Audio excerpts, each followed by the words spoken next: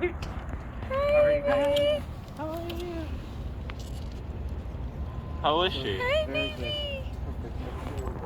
Thank you. Yeah. Hi. You guys have done a great job with her. Thank you.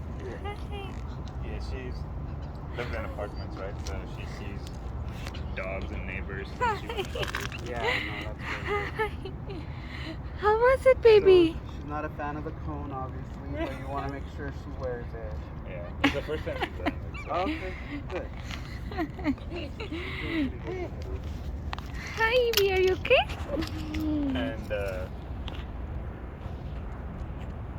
And like she can go home and eat and stuff. Right? Oh yeah, definitely.